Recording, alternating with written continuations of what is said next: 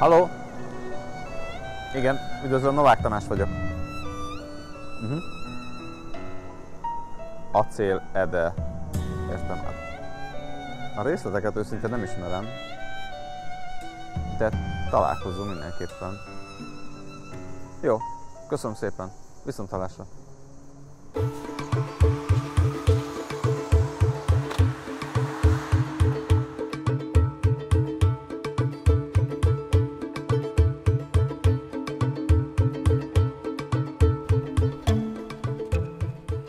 Jó napot kívánok! Acél Ferenc. Novák Tamás, üdvözlöm! Uram, Mikor látta utoljára az édesapját? 44, hát ezt is csak elbeszélésből tudom, 44 november végén. Akkor hány éves volt? 2. De ki volt az ön édesapja? Báró Acél Ede végzettségét tekintve agrármérnök volt, Németországban végezte az egyetemet, és otthon gazdálkodott a birtokán, illetve az Erdély Magyar Pártnak volt oszlopos tagja, és járta az országot, Erdélyt. Mikor tűnt el? A Nemzeti Felszabadítási Bizottság kiadott egy keresőlevelet, amiben őt keresik, amiben azt írják, hogy december 3-án kellett átmenni a szovjet főparancsnokságra, ahol egy 8 nap múlva tért volna vissza, de nem jött meg. Na ez az utolsó kép a családról, amin együtt van mindenki, tehát mind a 6 gyerek. Aha. Ez a kép a jogosítványából való, ez a miniszterelnöki kitüntetés. Magyarország miniszterelnöke, igazolom és elismerem, hogy Báró Acél Ede, aki született, stb. A nemzeti ellenállási mozgalomban és a fasizmus elleni harcban önfeláldozó magatartást tanúsított. És maga a miniszterelnök sem tudta elérni, hogy bármilyen papír kikerüljön róla, hogy bármilyen adatot eláruljanak vele kapcsolatban. Báró Acél Ede Budapest ostromakor 1944 végén tűnt el. A hatóságok sem akkor, sem később nem tudtak semmilyen felvilágosítást adni arról, hogy hova ment, mi lett a magyar nemzeti ellenállás egyik vezetőjével.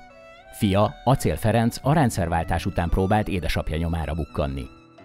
Az elmúlt 30 évben szinte minden fórumot megkeresett, de semmi hivatalos nyom nem került elő édesapjáról. Itt vannak az orosz válaszok. Ezek a megkeresések. Igen, ezek 96, ez 94, mindent letagadnak. 2016-os, itt Orbán Viktorhoz fordultam személyesen, ő kiadta az ordrét a külügyminisztériumnak, azok felvették Lavrovval a kapcsolatot. Lavrov a levéltáron keresztül közölte, hogy az orosz külügyminisztérium 2016. május 24-én a jegyzékében jelezte, hogy a kutatómunka eredménytelenül zárult, így sajnálatos módon Báró Acél Edéről nem találtak adatokat semmilyen állami ellenőrzés alatt álló orosz levéltárban. Minden acélról szóló forrás azt írja, hogy a magyar nemzeti ellenállás nevében tárgyalni küldték a szovjetekhez Budapest ostromakor. De persze az is lehet, hogy útközben lelőték és egy tömegsírba dobták. Ebben az esetben joggal nem találnak semmilyen rá vonatkozó dokumentumot az orosz levéltárak. Viszont 50 évvel később váratlanul előkerült egy szemtanú. Na, itt van az egyik legérdekesebb dokumentum, Varró Vilmos keresőlapja, aki a Gulágon volt majdnem 20 évig, és ezt Rózsás Jánosnak, aki a Gulág lexikont állította össze, neki küldte el. És ennek a hátulján írja: fogságom idején találkoztam Báró Acél Edével, aki 1944. október 15-én Horthy Miklós kormányzó utasítására a kapitulációt vitte Moszkvába. Ő 25 évet kapott.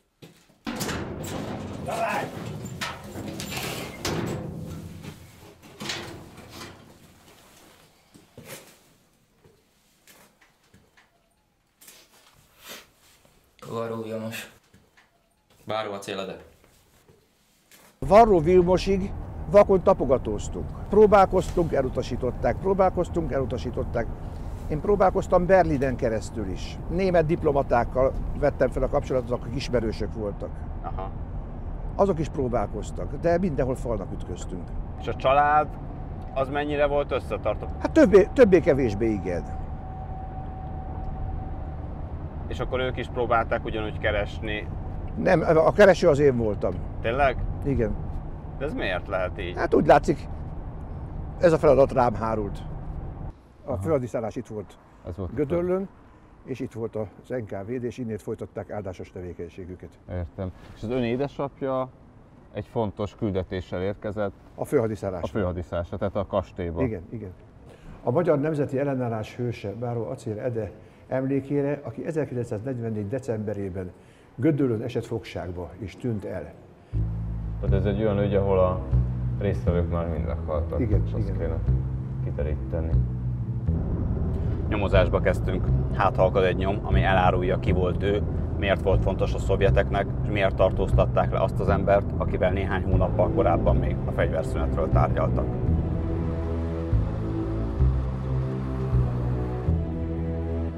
És persze abban is bíztunk, hogy a sorsán keresztül jobban megértjük Erdély és Magyarország történetét a II. Világháborúban.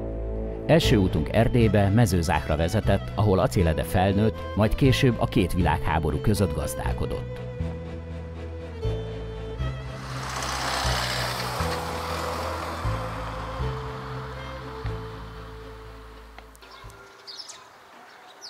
Mezőzá 36 kilométernyi távolságra fekszik Marosvásárhelytől, és itt nyílnak a vadon nyíló bazsarózsák. Vasalbert könyvében is olvashatunk erről. Ezekre nagyon büszkék vagyunk. Emlékszik Acél Edére, aki itt volt? Emlékszem, mert tudom, hogy sokszor jött le a halas tójához. Kicsi gyermekek voltunk, hogy mentünk, hogy láttuk, hogy lovagolt ő. Még azt is élveztük, hogy volt egy piros lóa, hogy mikor azelőtt, amíg nem ült rájó a nyeregre, térgyepelt le a két első lábajó. És mikor ő felült rájó, hogy már kész, úgy ment. És arra, hogy mi lett vele? A háború után ki kellett menjen innen. Átment Magyarba. Menekültek, mert akkor már jöttek a kommunisták, akkor már el kellett meneküljen innen. Acél Ede 1906-ban született Budapesten. Apja Báró Acél Elemér, anyja Cegei Vas Mária. Acél Ede fiatalon elvesztette szüleit, ezért a fiatal fiút és hugát, Acél Lídiát, az anyai nagyapa Vas Béla vette magához. Így került Acél Ede is a nagyapai birtokra, Mezőzákra, ahol együtt nőtt fel unokatestvérével, Vas Alberttel. Vas Albert így emlékezett erre az időszakra. Édi tanított meg verekedni, és én tanítottam őt meg a mesék szépségére. Pár év alatt úgy összenőttünk, mintha vértestvérek lettünk volna. Számomra ő képviselte az erőt és bátorságot. Félelmet nem ismerő természetét mindenki csodálta. Acél Ede iskoláit Kolozsváron, majd Németországban végezte, és a trianoni döntés után hazatért az erdélyi Mezőzákra gazdálkodni. 1929-ben feleségül vette Bethlen Beátát, a kormányzó Bethlen István egyik unokahúgát, és 6 gyerekük született. És bár egy mintagazdaságot hozott létre Mezőzáhon, hamar kiderült, hogy a zabolátlan természetű ifjút nem csak a mezőgazdaság érdekli. Akkor Acél Ede nevezek szerint ismerős. Igen, hát ő a Magyar Királyi Honvédségben is teljesített szolgálatot. Ennek egy része, sajnos éppen a kisebbik része, és ha egyáltalán lehet ezt mondani az ő esetében, a kevésbé érdekes része az dokumentálható. A másik része, a nagyobbik és a sokkal nagyobb érdeklődésre számot tartó palettája ennek az ő élettörténetének, az viszont nem. Ez azt jelenti, hogy titkos küldetései voltak? Abszolút, abszolút, igen. Ennek azért vannak nyomai, de írásos forrása rendkívül kevés. És tényleg, az egyetlen értékelhető dokumentum itt a hadtörténeti levéltárban, az egy 1965-ből származó, viszonylag részletes jelentés Acél Edével kapcsolatban, amely Acél erdélyi működéséről és 1944-es katonai szerepéről szól. Hogy miért volt szükséges 1965-ben egy részletes jelentést írni Acél Edéről, az máig rejtély. Már a gimnáziumban feltűnt hatalmas fizikai erejével és félelmet nem ismerő bátorságával. Fiúgyermekeit intranzigens magyar szellemben nevelte, és igyekezett azokat olyan testi erőre edzeni, mint amilyen az övé. És ez Erdély szerte híres. Például egy patkót egyetlen mozdulattal ketté tudott törni. Politikai és emberi ideája Veselényi Miklós volt. Kedvenc olvasmánya Takács Sándor Kémvilág Magyarországon. Az 1929-30-36 közötti időszakban kezdte járni a vidéket, ott Erdélyben. Ő kezdett kicsikét ilyen legendává is nemesülni, vagy úgy felmagasztosulni, tehát nagyon pozitív volt. Már akkor egyébként figyelte a román belbiztonsági szolgálat, a Siguranca. Rendkívül pontos, jól összefogott információkkal, tulajdonképpen kisebb fajta tanulmányokkal, tanulmányszerű jelentésekkel látta el ezt a kisebbségi osztályt az erdélyi magyarság sorsára, aktuális kérdéseire nézve. A harcban és fizikai erőben rendületlenül hívő Acél azonban nem sokára kapott egy sokkal inkább testhez állóbb és fontosabb feladatot, amiről később ismerté is válik. Ez majd komolyabb fordulatot igazából majd 1936 után vesz. Ez a bizonyos lövészegyletnek a megszervezése, vagy ennek a gondolatnak a fölbukkanása őnála. Acél Ede leginkább a veselényi lövészegylet megszervezéséről nevezetes. Ez az egylet azonban nem egy sima hobbi vadásztársaság volt, hanem egy katonai szabotázs akciókra kiképzett katonai csapat. Egy ilyen szervezet léte a 30-as évek végére vált fontossá a magyar hadvezetés számára, amikor az európai nagyhatalmi egyensúly felborulása után elérhető közelségbe került a revízió Erdélyben is. Hiszen Magyarország német és olasz segítséggel először visszakapta a felvidék egy részét, majd 1939-ben megszállta Kárpátalját. 1940 nyarán pedig a II. Világháború kellős közepén a magyar hadsereg felsorakozott a magyar-román határon, hogyha kell, katonai erővel visszaszerezze Erdélyt Romániától. Hitlernek nem volt érdeke, hogy a keleti szövetségesei összevesszenek, ezért, hogy elkerülje a magyar-román háborút, Hitler önhatalmulag egy ceruzával kettéosztotta Erdélyt a két marakodó ország között. Ezzel a döntéssel Magyarország megkapta Észak-Erdélyt, míg a déli rész továbbra is Románia része maradt. Románia duzzogva tudomásul vette a döntést, Magyarország pedig ünnepelt. Erdély egy része visszatér.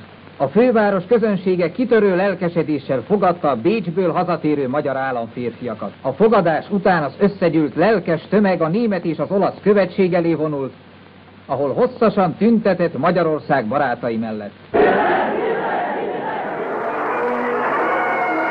Beteljesült a régi álom, valóra vált a dal, átmentünk a királyházon.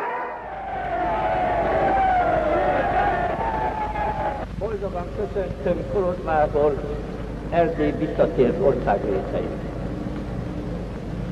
22 évi keserves megpróbáltatás után valóra vált, amiben bűzni nem szűntem meg soha, egy percre sem.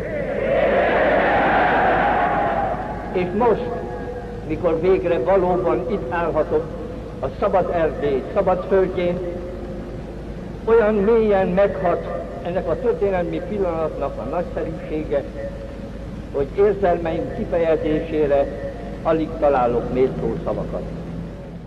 Acél Ede, hogy ekkora mégis milyen fontos személyiség volt, az is mutatja, hogy 1940. szeptember 12-én, ne felejtsük el azt, hogy előtte való egy nappal, szeptember 11-én vonultak be a honvéd csapatok Kolozsvárra, másnap a magyar miniszterelnököt, gróf Teleki Pált már a Kolozsvári Egyetem utca egyik lakásában találjuk, egy nyugodtan mondhatjuk titkos megbeszélésen, Teleki Ernő lakásáról van szó, és azt tanácskozzák, hogy mi legyen a stratégia a visszamaradt, tehát a dél-erdélyi területek magyarságát illetően. És akkor itt úgy döntenek, Teleki javasolja ezt, hogy vissza kell menni a Dél-Erdélyben honos magyar politikusoknak, azoknak a férfiaknak, akikre fölnéz az ottani magyarság, különösen ebben az elárvult helyzetben, ahol ugye várhatták azt, ami aztán rögtön be is következett, hogy az ottani magyarsággal szemben ugye a románoknak a retorziója pontosan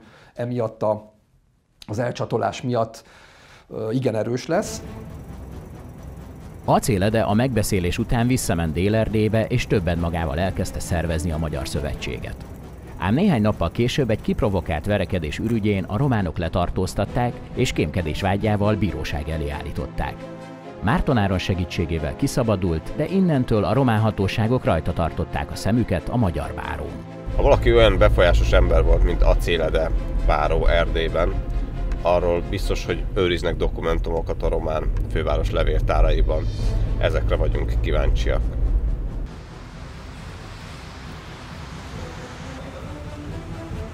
Miért vagyunk itt, miért különleges ez a helyszín? Athéni Palasz Bukarestben, amely már a második világháború előtt is fontos volt, de szerepe azzal növekedett, hogy Párizs elesett, és a kémszolgálatok újságíróknak vagy bármilyen más közötti személyeknek álcázva ide küldték a ügynökeiket.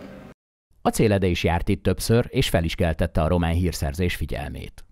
A román források azt is elmondják, hogy Acél Ede nem csak a lövész egyletet, hanem Acél Edéhez rendelődik az összes többi szervezet, és mondom, ezt a román források állítják, fegyveres tevékenységének a megszervezése. A román kémelhárítás nem tévedett. Acél Ede a hírszerzés egyik kulcsfigurája volt. Amit gyanít a román hatóság az az, hogy Edének kell lenni valamilyen titkos küldetésnek, tehát valami küldetése lehet. De a források szerint egy másik, sokkal titkosabb társaságnak is tagja volt Acél. Szia! Szervusz, Szeke Nóra. Erre a választ újra Budapesten próbáljuk megtalálni. Amikor elkezdtem Acél Ede után kutatni, akkor azt láttam, hogy a legtöbb anyag itt az Állambiztonsági Levéltárban vele kapcsolatban a magyar közösség üggyel van összefüggésben. Igen. És te írtál erről egy könyvet. Kik voltak benne, hogyan indult el? Ő szervesen együttműködött ezzel a társasággal. Tehát ő tagja volt ennek a társaságnak. Így van, sőt, valószínűleg azért az alapításnál már is ő tevékenykedett ebben a közösségben, ebben a körben. Tehát 1920-as évektől kezdve neki már fontos szerepe volt. De hogy kerülhetett bele? Hát mint erdélyi ember. És ez a társaság alapvetően erdélyi áttelepült értelmiségiek alapították, de megtartották a nagyon szoros kapcsolataikat Erdély felé.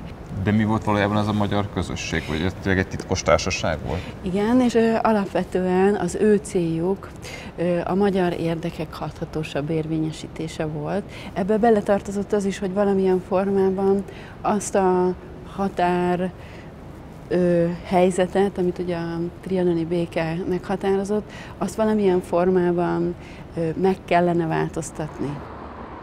A Magyar Közösség nevezetű titkos társaság többek között a Rudas Gyógyfürdőt is használta titkos találkozóhelynek. A közösség az egész ország területén működött. Tagsága néhány ezer fő lehetett, és a tagok a vezetőségen kívül nem ismerték egymást. A közösség szellemi irányultságát Németh László és Szabó Dezső határozták meg. A közösség létezéséről a magyar politika elit sem tudott. De térjünk vissza Romániába. Az 1940-es második bécsi döntés után az eufória hamar elmúlt Magyarországon. És Magyarország Romániával együtt belesodródott a második világháborúba Németország oldalán. De hamar, már az 1943-as sztálingrádi vereségek és a második magyar hadtest Doni katasztrófája után világossá vált, hogy a háborút a németek elveszítik, ezért a két ország vezető elitje azt próbálta megszervezni, hogy saját maguk és országuk minél kisebb megrázkódtatással túlélje a háborút, illetve hogy Erdélyt így vagy úgy, de a háború végén megszerezze vagy megtartsa magának. Jó napot kívánok! Novák Tamás vagyok. Murádi János. 43-ban bizony a két fél elkezd tapogatózni. És nagyon érdekes események történnek, például Erdélyben Bánffy Miklós gróf, aki lement Bukarestbe 1943. júliusában, pont a kurszki tankcsata idején, és megpróbált egyeztetni a román politikummal, hogy tulajdonképpen egy közös kiugrást hajtsanak végre. Valahogy egy olyan közös megegyezést, ami garantálja, hogy a két állam nem fog egymás ellen háborúzni, és közösen keresnek kiutat németek nélkül a háborúból. Nem sikerült megállapodnunk. A román fél ugyanis nem engedett abból, hogy addig, amíg a teljes területi revíziót meg nem ígéri a magyar fél, tehát vissza nem adja Észak-Erdélyt, addig nincs tárgyalási alap.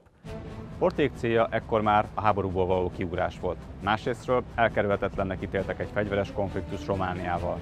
Ezért nem csak titkos diplomáciai utakon vették fel a kapcsolatot az angol száz hatalmakkal, hanem a németek háta mögött létrehoztak egy titkos katonai alakulatot arra az esetőségre, ha Erdélyért háború alakulna ki Romániával. Ennek a katonai egységnek a vezetője 1958-ban így számolt be a létrehozás körülményeiről. Nagy Péter Fedő nevű ügynök a második világháborús titkos szerepléséről és ténykedéséről a következőket jelenti. Báró Acél Ede tordai földbirtokos, mágnás, szenvedélyes romángyűlölő, aki a VKF per 2-es osztállyal 1940-től kezdve hírszerzői és diverziós kapcsolatban állt. Személyes kapcsolatai Horthy kormányzó, Bethlen István gróf volt miniszterelnök felső körökkel mind megvoltak. Ezeknek adta meg a tippet. Jó volna egy Románia elleni partizán csoportot szervezni, helyi ismeretekkel rendelkező, románul jól tudó katonaviselt emberekből, akik román-magyar összetűzés esetén a román hadsereg hátába bevetve megbénítanák az ottani magyar lakossággal karöltve a román hadsereg utánpótlási szerveit és híranyagot szereznének telefon-rádió lehallgatások útján. Közben a titkos diplomáciai tárgyalások a kiugrásról kitudódtak, ezért Hitler parancsba adta vezérkarának a felkészülést Magyarország megszállására. Horthyt pedig 1944. március 18-ára magához rendelte Németországba. A négy szemközti tárgyaláson, amikor Horthy tiltakozott a megszállással kapcsolatban, Hitler megfenyegette a magyar kormányzót, hogy ellenállás esetén igénybe veszi a román hadsereget és nekik adja Erdélyt. Végül 1944. március 19-én Magyarországot puskalövés nélkül megszállta a német hadsereg. 44 márciusában bekövetkezik a magyarok megszállása, és Magyarország így esélytelenné válik 44 márciusa után arra, hogy egyszerűen léphessen és kilépjen a háború, hiszen ott van a német hadsereg, megszállta az országot. Még Kolozsvárra is bejöttek, tulajdonképpen itt egy SS páncélgránátos hadosztály, a 26. SS páncélgránátos hadosztály vonul be Kolozsvárra. A Gestapo, a németek titkos rendőrsége listákkal érkezett Magyarországra. Azonnal elkezdték az angolszászokkal és a baloldallal szimpatizáló emberek letartóztatását, és parancsot adtak ki a vidéki zsidóság elhurcolására is. Horthy a helyén maradt és kettős játékba kezdett. Részben végrehajtotta a németek kéréseit, részben pedig leghűbb katonáival és politikusaival immáron teljes illegalitásból próbálta megszervezni a kiugrást. Közben több titkos szervezet is alakult a németekkel szembeni ellenállásra. Az egyik ilyen volt a Magyar Hazafiak Szabadságszövetsége. Vezetőik Csomós Miklós, Dudás József, Acélede voltak. Ő pontosan látta azt, hogy a háború elveszett, ezt nyilván egymás között meg is beszélték, és innentől kezdve Acél egy elkötelezett híve lett annak, hogy ebből a németek oldalán folyó háborúból ki kell lépni. Ez már csak azért is hihető, mert ő mindig egy abszolút magyar irányvonalat képzelt el, tehát hogy amennyire ő számára ellenszenves vagy gyűlölt volt a bolsevizmus, én azt gondolom, hogy legalább ugyanilyen súllyal nyomott a latban, hogy az a fajta német orientáció, amit akkor a nyilasok képviseltek. 1944 nyarára a szovjet vörös hadsereg elérte a Kárpátok vonalát és betört Romániába. Ekkor a román király katonai puccsot hajtott végre, a német barát Antonescu marsalt letartóztatták és különbékét kötöttek a szovjetekkel. Majd hadat üzentek Németországnak. Erdély hadműveleti területté vált. Igen, ez egy szép történet, azt kell mondanom, mert én sokat foglalkoztam vele, és az ember úgy érzelmileg is kezd kapcsolódni hozzá. Tehát volt egy egészben egy ilyen világvége hangulat. Néhány nap múlva kerestem a bárót a lakásán, az acélfiút találtam ott. Tanulásról azonban nem volt szó, azonban elvitt az apjához a szállítási irodába. A báró félrehívott, s azt mondta: néhány napig várjunk, mert vagy sikerül az ellentámadás, vagy nem. Ha nem, akkor vége mindennek. Nem lesz katonaiskola sem, nem lesz semmi. Akkor nem értettem ezt a rejtélyes beszédet. Románia átállásával versenyfutás alakult ki a déli Kárpátok megszerzéséért.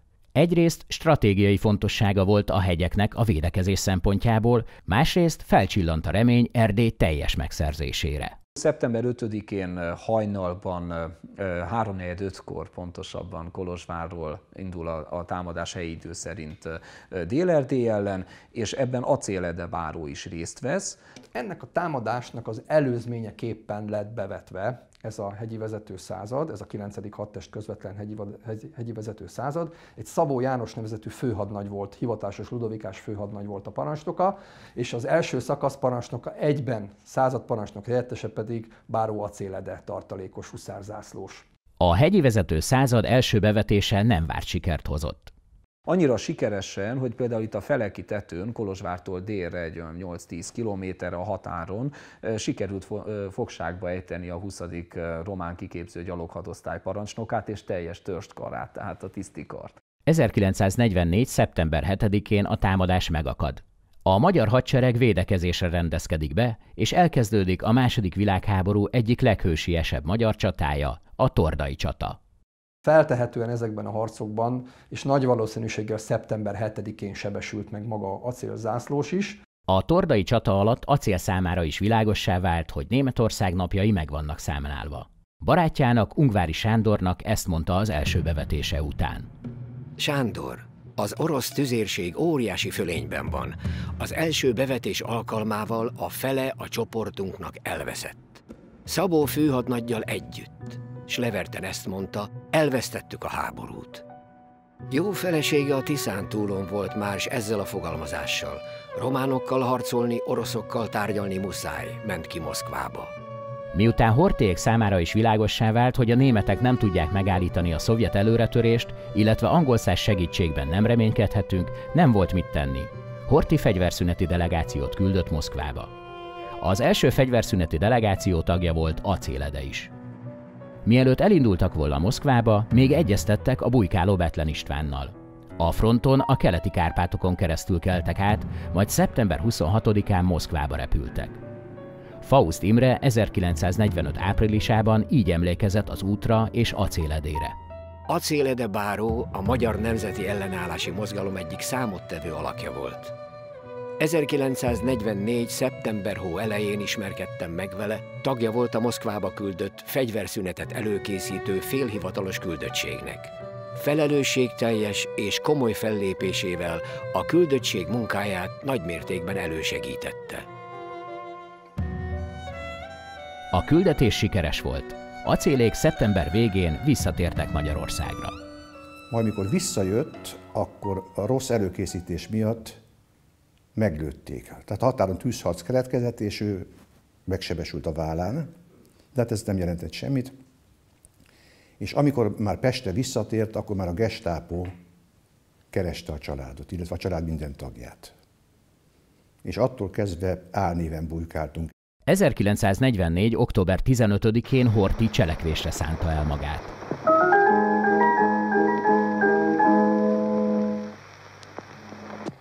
Kormányzó úr, őfőméltósága a mai napon a magyar nemzethez a következő szózatot intézte. Ma már minden józanul gondolkodó előtt kétségtelen, hogy a német birodalom ezt a háborút elvesztette. Elhatároztam, hogy a magyar nemzet becsületét megőrzöm a volt szövetségessel szemben is.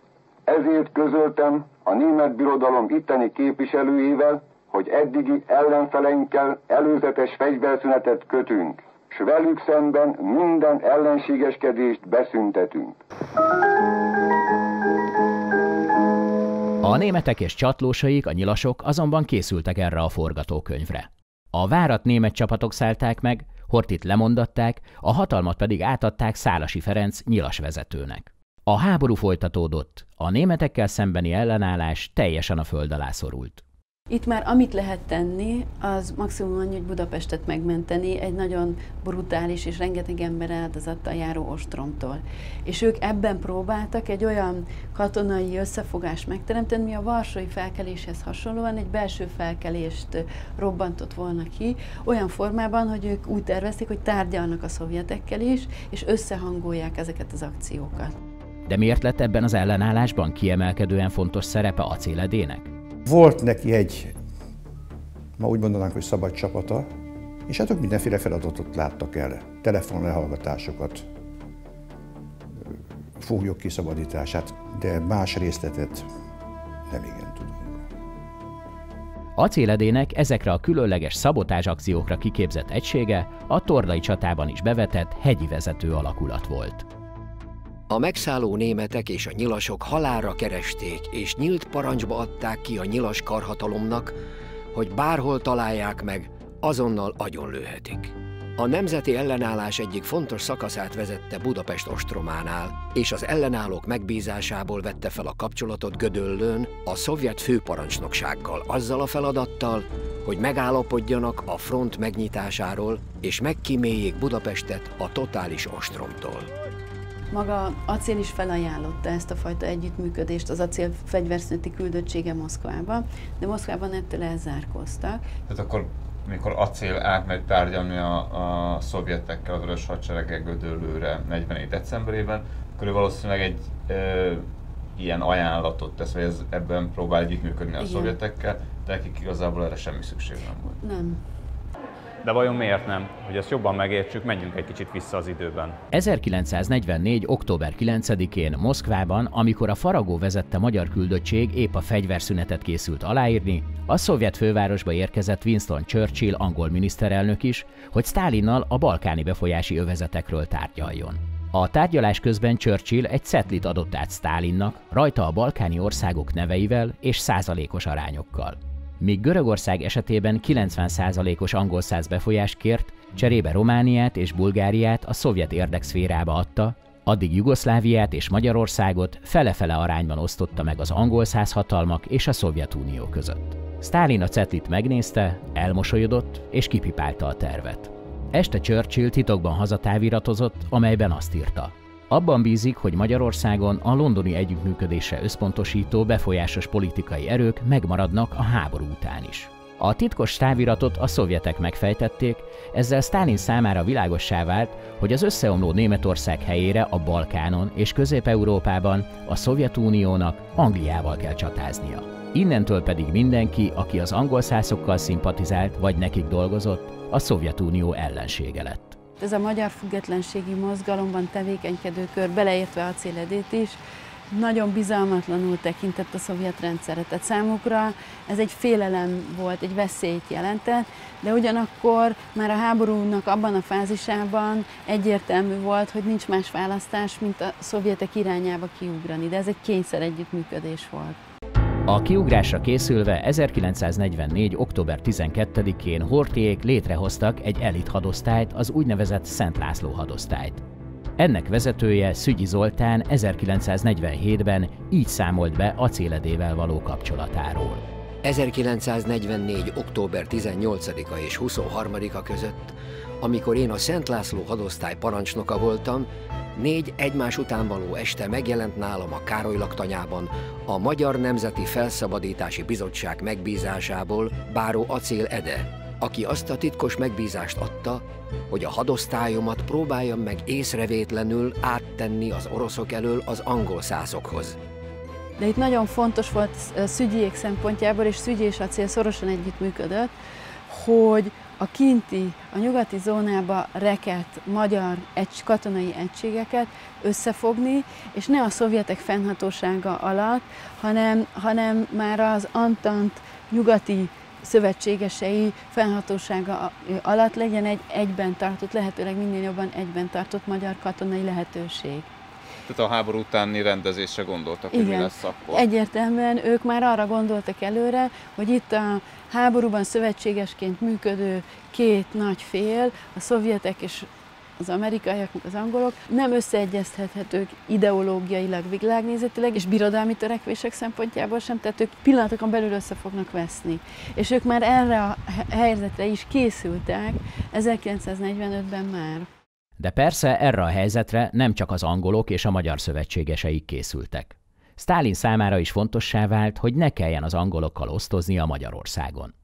Hallgassunk csak bele Sztálin és hadvezére Malinovszkij marssal 1944. október 28-ai telefonbeszélgetésébe. Mielőbb, pontosabban a napokban el kell foglalni Magyarország fővárosát, Budapestet. Ez feltétlenül szükséges. Képes ön erre? Ez a feladat 5 nap múlva teljesíthető, miután megérkezik a 46. hadsereghez a 4. gárda gépesített hadtest.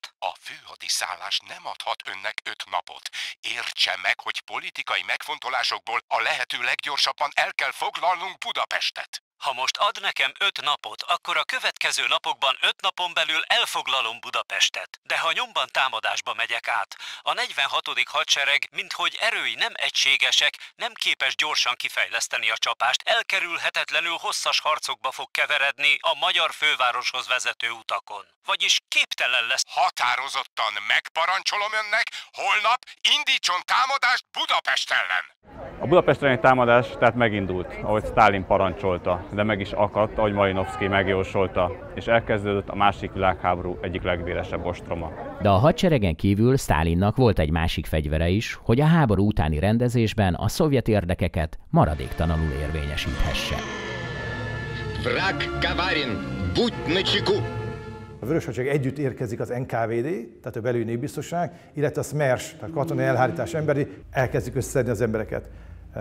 Ennek kétféle szisztémája volt, hogy létszám szerint, munkaerő szükséglet szerint hurcolják az embereket, illetve nyilvánvalóan az ellenségnek szóló megtorlás miatt is.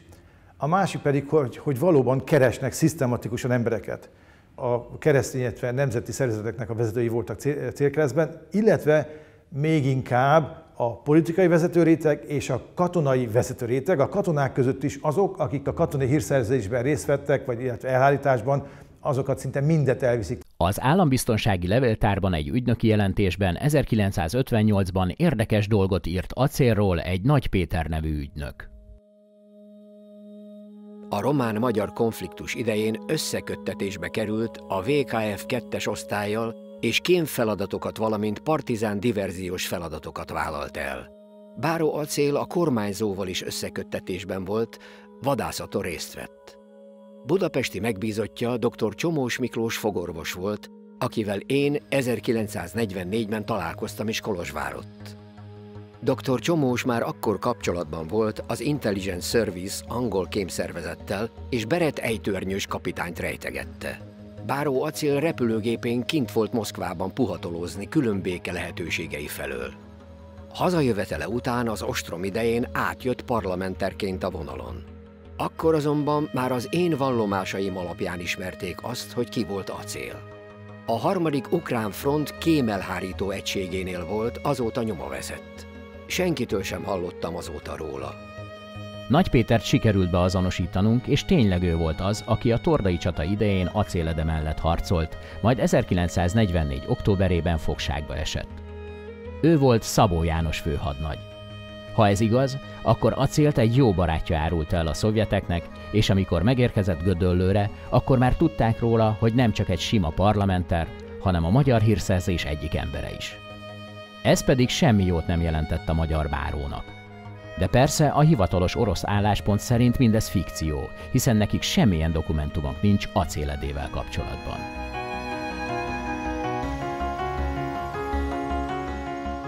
...2012-től én voltam a Moszkvai Magyar Levéltár Intézetnek a vezetője, és Acélede egyik fia, Acél Ferenc megkeresése alapján igyekeztem segítséget nyújtani az édesapjának a hollétének a felderítésében. 3 orosz levéltárba jártam el, tehát hivatalos megkeresést küldtem ezeknek a levéltáraknak. Arra vonatkozóan, hogy ha lehet, akkor derítsék fel, hogy van esetleg az ő levéltárukban Acéledére vonatkozó bármilyen adat, információ vagy dokumentáció. Sajnos negatív választ kaptam. De miért titkolóznának az oroszok? 1999-ben például több mint 66 000 a Szovjetunióba elhurcolt magyar adatait tették nyilvánossá. Amikor minden remény elveszett, hogy bármilyen nyomot is találunk Acélede eltűnésével kapcsolatban, akkor a szerencse mellénk szegődött, és a kezünkbe került Vadim Bilstein SMERS, Sztálin titkos fegyvere című könyve. Na de mi az a SMERS? A SMERS egy betűszó, ami a halál a kémekre sztálini parancs orosz fordítása. A szervezet létéről egészen a Szovjetunió bukásáig szinte semmit sem lehetett tudni, pedig ez a szerv volt felelős a II. Világháború alatt a külföldi kémek összegyűjtéséért, kihallgatásáért és deportálásáért. Vezetője Viktor Abakumov volt.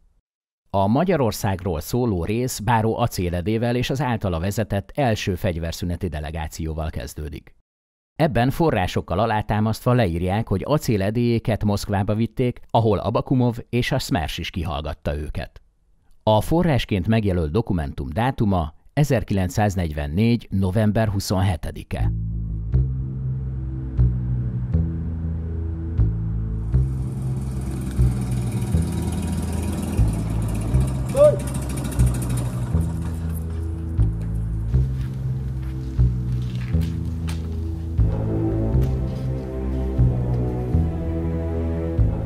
Feljegyzés a 46. hadsereg politikai tisztjének, a Magyar Felszabadítási Bizottságnak képviselőjével, Acél Edével folytatott beszélgetéséről.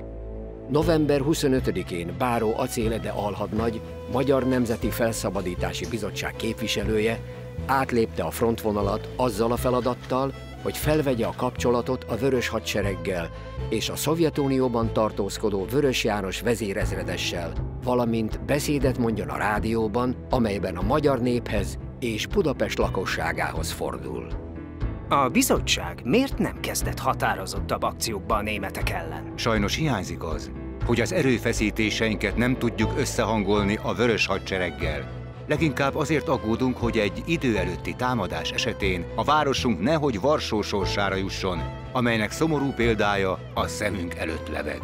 Acél kihallgatási jegyzőkönyve egy viszonylag hosszú 5 oldalas dokumentum, amiből világosan kiderül, hogy Acél, mint a Magyar Felszabadítási Bizottság küldötte, azzal a céllal érkezett, hogy felvegye a kapcsolatot a Vörös Hadsereggel és beszédet mondjon a rádióba, illetve hogy a magyar katonákat átállásra biztassa. Nem nagy úgy gondolnánk, a szovjetek még örülhettek is neki. Egy hónapja éppen a kétszínű és németbarát Vörös János vezérezredes szökött át a szovjetekhez, akiből hamar minisztert csináltak, és proklamációkat, nyilatkozatokat gyártott az átállásról. Miért ne lett volna erre jó Acél Ede is? Mégis Acél sorsa, amikor átér a frontvonalon, már megpecsételődött, hiszen a szovjetek kezében van a Nagy Péter Fedő nevű ügynök vallomása, amelyben elárulja, hogy Acél magyar hírszerzésnek dolgozott. És a magyar hírszerzés embereire kivétel nélkül hosszú kihallgatás és deportálás várt. De ez még nem indokolta volna a 25 év kényszermunkatábort, és az sem, hogy az Acél Edével kapcsolatos iratokat Moszkvában a mai napig titokban tartanák. A halálos ítélettel felérő számüzetés és a titkosítás indoka más volt. Mit is árult el Acélról a korábbi jó barátja a szovjeteknek? Budapesti megbízottja dr. Csomós Miklós fogorvos volt. Dr. Csomós már akkor kapcsolatban volt az Intelligence Service angol kémszervezettel, és Berett ejtőernyős kapitányt rejtegette. Az említett ejtőernyős kapitány Reginald Barrett pedig nem volt más, mint az angol hírszerzés, az MI6 egyetlen Budapesten maradt csoportjának a vezetője. Ő december 3-án ment át a szovjetekhez, elfogták és örökre eltűnt. Aztán Acél említi a kihallgatáson, hogy az ellenállás katonai csoportjához tartozik egy hadifogságból szökött holland katonatiszt is. Ő pedig Gerrit van der Waals, az angol hírszerzés egy másik ügynöke volt, aki naívan december 6-án ment át a fronton, hogy felvegye a kapcsolatot a szovjetekkel. A szovjetek letartóztatták, kihallgatásán arról kérdezték, hogy miért az angoloknak segített, és miért nem a szovjeteknek. 1945. januárjában már Moszkvába vitték, megkínozták és eltüntették. Több nyom utal arra, hogy Acél Edének kapcsolata volt Wallenberggel is. Ők mindannyian, akik Budapest ostromakor illegalitásban a németek ellen harcoltak, mind jóhiszeműen mentek át a fronton a Vörös Hadsereghez, abban bízva, hogy a szovjetek barátként és szövetségesként fogadják őket. De a legvilágosabb válasz az ő sorsukkal és a szovjetek hozzáállásával kapcsolatban egy 1945 májusi beszélgetésből derül ki, ahol egy SMERS ügynök azt mondja: Igazán csodálkozom a briteken. Nagyon rosszul képzik ki az ügynökeiket. Hiszen egy kém bárhol legyen, bárhol is dolgozzon, sohasem vallhatja be, hogy ő egy kém. Hiszen erre a válasz egyszerű: halál a kémekre. És végül, de persze nem utolsó sorban, Acél kihallgatóinak sokat mesélt a németek elől bujkáló korábbi miniszterelnökről, Bethlen Istvánról, aki a háttérből irányította a magyar ellenállási mozgalmat. Ráadásul felesége révén Acél rokoni és baráti kapcsolatban is volt Magyarország legtekintélyesebb politikusával, aki az angolok szemében a háború utáni rendezés egyik kulcsfigurája lett volna. Bethlen István 1944. december 6-án jelentkezett a szovjet katonai parancsnokságon, és rá is hasonló sors várt, mint az angol titkosszolgálat kémeire, mint Wallenbergre vagy mint Acél Edére. A szovjetek Moszkvába hurcolták, és megpróbálták nyomtalanul eltüntetni. Budapest ostromának kellős közepén a szovjetek számára már fontosabb volt az angol hálózat felszámolása, mint egy összehangolt harc a nácik ellen. Budapesten pont ugyanaz történt, mint Varsóban. És mi történhetett végül Acél Edével? Erre a román titkosszolgálat a SZNEA bukaresti levéltárában kaptuk meg a választ. Csomós Miklóstól azok az információk származnak, miszerint az oroszok viszik el és viszik hadifogságba és ugyancsak Csomós Miklós állítja, hogy egy onnan hazatérő hadifogoly, aki ott volt Edével, állította határozottan, hogy gyermekbűnulásban hunyt el a táborban. Valahol a Szovjetunióban, igen. A nagyhatalmi küzdelemben végül 100%-ban a Szovjetunióé lett a magyar trófea. Innentől fogva Moszkvában szabták meg, hogy ki a hős és ki az áruló. Kire vár utcanév és kire felejtés. Míg Bajcsi Zsilinszkit és társait, akiket a németek 1944 végén kivégeztek, hosszú gyászmenetben és könyvfakasztó, veretes beszédekkel kísérték utolsó útjukra, addig barátaikat, Acélt, Betlent és a többi életben maradt magyar hazafit, akikkel együtt harcoltak a magyar függetlenségért, épp marhavagonokban vitték a Szovjetunió legsötétebb börtöneibe. És innentől fogva hasonló sors várt mindenkire Közép-Európában, aki megpróbálta keresztezni a szovjet érdekeket. A hidegháború elkezdődött. Mit gondol, hogy nyilván az édesapja egy hős volt, aki hol az erdélyi magyarságért, hol legvégső kétségbeesésében pedig Budapestért próbált tenni valamit, hogy megmentsék az ostromtól. De az lett a sorsa, hogy nyomtalanul eltűnt. Gyerekként mondjuk, akkor mit mondott volna az édesapjának, hogy ne menjen el? Hát semmiképpen nem. Nem mondtam volna. Hiszen milyen alapon szólok én ebbe bele? Hát mert az édesapja. Ja, hát pont azért. Igazából egy ilyen nehezen megválaszolható. Biztos, hogy nem, hiszen ő tette azt, amit tennie kellett. A szovjetek az 1944-es Magyarország területéről több mint 600 000 embert, katonát és civilt hurcoltak el. Közülük csaknem 200 000 ember nyomtalanul tűnt el a Szovjetunió lágereiben. Az itt maradtak családjai egy életre szóló gyógyíthatatlan sebet kaptak. Ahogy egy elhurcolt üzent egy Szibéria felé robogó vonatból kidobott Zetlin. Meghalni könnyebb, mint elválni. Hiszen te látod, te érted, könnyes a szemem. Nevemet hiába mondod, könnyedet hiába ontod, harcok mezején, valahol te tőled távol. Ott, ahol senki sem gyászol, ott halok meg én. Nevemet hiába mondod, könnyedet hiába ontod, harcok mezején, valahol te tőled távol. Ott, ahol senki sem gyászol, ott halok meg én.